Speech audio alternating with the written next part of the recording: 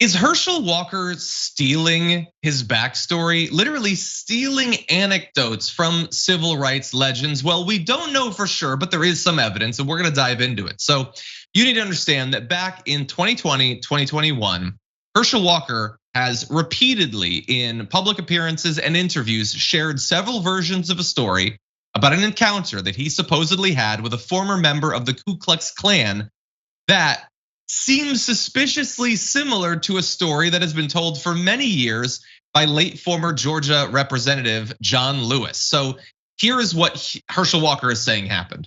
On June 2nd, 2020, he was on the Big and Rick show. Pause for a second on that. The Big and Rick show, which sounds like Rick Strom's next project actually. But anyway, as a guest and told viewers that an ex-Klansman approached him following a college football game while he was a freshman at the University of Georgia. Walker claimed the former white supremacist said to him, "Herschel, I was one of the biggest Klansmen here in the state of Georgia, but I wanted to tell you I'm sorry. You changed my way of thinking." And bear in mind, this is not a claim that he changed the Ku Klux Klan members' way of thinking as a candidate. He's saying this happened back when he was a college football player. So apparently something about his moves on the field changed the Klan members' thoughts. Okay. Well, that was in 2020, the first time anyone can find of him on the record actually saying this. Now, what's interesting is that that story happened the same year that one of the times that Congressman John Lewis's story came out about how when he forgave a Ku Klux Klan member who had beaten him in the 1960s. And so here's the details on that. Andrew Aiden's a former digital director and policy advisor to Congressman Lewis, said this is back in 2009 initially. Elwyn Wilson, a former Ku Klux Klan member, apologized to Lewis for physically assaulting him while he served as a freedom rider in 1961. They then, to prove that this actually happened in their case, appeared on an episode of the Oprah Winfrey Show in 2011 to share their story about how Lewis's nonviolent actions as a member of the civil rights movement toward Wilson changed his mind and inspired him to stop participating in racist acts. And interestingly, in some of Herschel Walker's earlier books, he never makes a claim about this. It seems like a pretty big thing that you'd bring up. That said, Brett, we can't know for sure. Are we being unreasonable? Could this have happened to two different people? Is it just a coincidence that the story sounds similar? Herschel Walker, without this story being factored in to your decision of whether or not to vote for him, is about as worthy of becoming a senator as wet toilet paper left out on your lawn after someone TPs your house and it's like all like in your trees. Like that is Herschel Walker's intellect.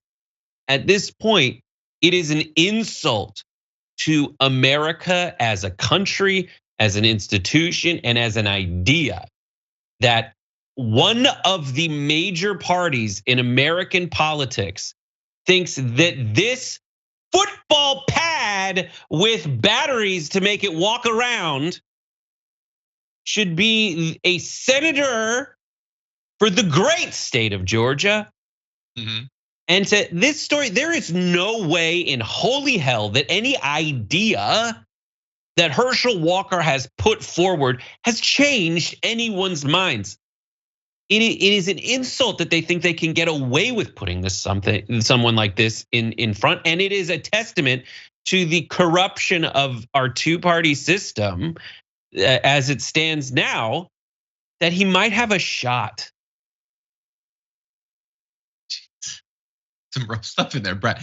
But yeah, no, I agree. And honestly, let's say that he did it. He stole the anecdote. Okay, so now let's put that into the ranking of disqualifying things that Herschel Walker has said and done. It's in the 40s, I think, maybe 50s. Like someone reminded me in the chat, he said China stole our good air. He held a gun to former partners of his head and threatened to kill them. He told a story about him driving to go murder a person, but Jesus intervened. There's a lot of bad stuff, and it's still a shockingly close race. I will remind you of that.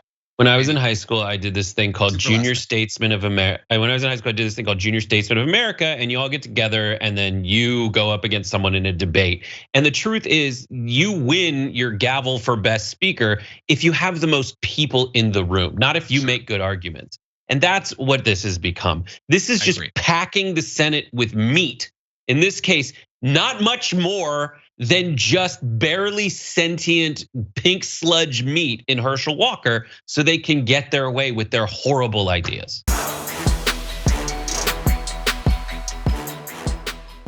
For more political news breakdowns, interviews, stories of activism, and me trying my hardest to care about the occasional big celebrity news story, subscribe to our YouTube channel at youtube.com/thedamagereport. And you can ring the bell wherever it is so you don't miss anything.